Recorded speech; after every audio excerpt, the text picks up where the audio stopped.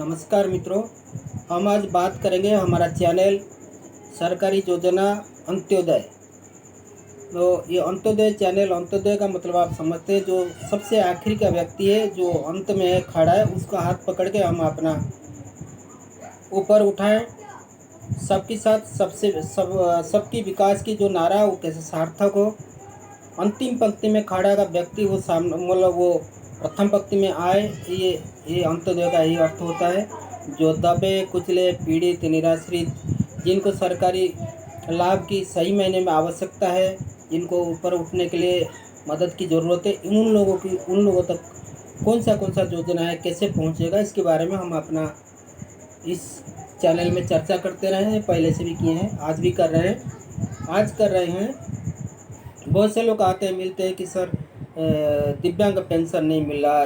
कल एक लेडी मिली थी हमें कि उसका एक बच्चा है, वो पेंशन के लिए भटक रही है, पेंशन नहीं मिल रहा, क्योंकि जानकारी के अभाव से, कागज़ के अभाव से ये सारे सुविधाएं उन तक नहीं पहुंच पा रहा। तो इस वजह से हमने सोचा इसके ऊपर आज हम चर्चा करें। तो ये जो है विकलांग कल्याण विभाग उत्तर प्रदेश, नेत्रहीन एवं बधिर और तथा शारीरिक रूप से जो विकलांग है उनके लिए सरकार का क्या योजना है, इसके बारे में आप सब जानते हैं। जानते भी नहीं होंगे तो कहीं से पढ़ते होंगे, थोड़ा बहुत जानकारी तो होगी, या तो पूरी जानकारी होगी, हमसे अधिक जानकारी होगी। तो इस बारे में हम बाद में चर्चा करेंगे। तो इस बात की अभी ये चर्चा जो है, ये हमारा विकलांग पेंशन योजना के बारे में है। ये हमारे चैनल से हम आपको जरूर देते हैं, तो आप इसकी जानकारी लीजिए। अभी हमारे साथ ऋषिपाल भगत जी है। तो विकलांग पेंशन योजना के लिए, अगर कोई विकलांग है, दिव्यांग है, उनका वो पेंशन कैसे मिलेगा, तो इसके बारे में क्या है कि पहले सरकार के तय की हुई कुछ मानक है, उसको पूरा करना पड़ता है। पहले दिव्यांग को कितने दिव्यांग होना चाहिए सर? कितना होना चाहिए, कितनी परसेंट? 40%। 40% होनी चाहिए। मतलब कम से कम 40% होना चाहिए। कम से कम 40%। उसके ऊपर 100% होनी चाहिए, लेकिन 40% मिनिमम इसका मानक है। 40% से ऊपर को दिव्यांग पेंशन मिलेगा। ये पात्रता का नंबर 1 है। दूसरा, पात्रता का आय जो है ग्रामीण क्षेत्रों में, सर बताएंगे कितना है ग्रामीण क्षेत्र में? बताइए सर। ग्रामीण क्षेत्र में 46,080 रुपये। 46,080 रुपये ग्रामीण क्षेत्र में। और शहरी क्षेत्र में, शहरी क्षेत्र में 54,460 रुपये। बताओ, 54,460 रुपये। मतलब इससे नीचे रहनी चाहिए आय। ऐसा नहीं कि उतनी ही रहनी चाहिए।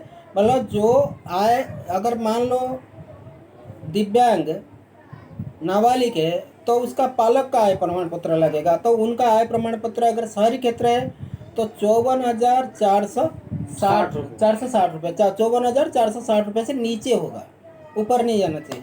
और अगर ग्रामीण क्षेत्र है तो 46,080 रुपये। हाँ, ये सर्वाधिक है ना, इससे ऊपर नहीं होना चाहिए। सर्वाधिक इतना है, मतलब इससे ऊपर नहीं होना चाहिए। तब जा करके आप इसको विकलांग जो है दिव्यांग पेंशन के लिए पात्रता मानी जाएगी। एक तो उनका विकलांग सर्टिफिकेट 40% से ऊपर हो, और आय जो है शहरी में 46,080 रुपये से कम हो, और ग्रामीण में 46,080 रुपये से कम हो, और शहरी में 54,460 रुपये से कम हो, तभी मानी जाएगी। और दूसरा है कि उनको विकलांग का आधार कार्ड, उनका बैंक पासबुक भी ज़रूरी है। अगर विकलांग नाबालिग है तो उसकी पालक का आधार कार्ड ज़रूरी है, बैंक पासबुक ज़रूरी है। तो जा कर के नज़दीकी CSC सेंटर में, किसी भी जनसेवा केंद्र में इसके लिए उसमें आय प्रमाण पत्र, मूल निवास प्रमाण पत्र, और इसके लिए आवेदन कर सकते हैं। आय प्रमाण पत्र, मूल निवास प्रमाण पत्र के लिए आवेदन कर सकते हैं। और जो विकलांग 40% सर्टिफिकेट है वो किस सरकार से मिलता है, लेकिन डॉक्टर के अनुशंसा पर मिलता है। CMO ऑफिस हो या तो किसी भी मुख्य चिकित्सा अधिकारी, कोई भी हो, वो लिख के दे देंगे। उनके कुछ टेस्ट करने पड़ते हैं, उनको टेस्ट करेंगे। अगर उतनी % होता है तो उनको विकलांग पेंशन के लिए आवेदन के प्रार्थी है। और विकलांग पेंशन आवेदन करने के बाद अगर वो आवेदन आपके स्वीकृत हो जाता है तो आपको विकलांग को 500 रुपया प्रति माह उसके खाते में आएगा। अगर अस्वीकृत होता है तो आप पुनः आवेदन कर सकते हैं, और अस्वीकृत होने का कारण भी अधिकारी से पूछ सकते हैं। पर ये स्वीकृति जो है जिला के समाज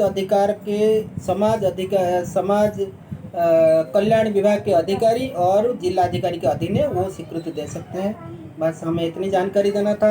मैं चाहता हूँ अगर आपकी कोई और प्रश्न है तो मेरा यूट्यूब चैनल के नीचे आप कमेंट में लिखिए, इसके समाधान आपको बताएंगे।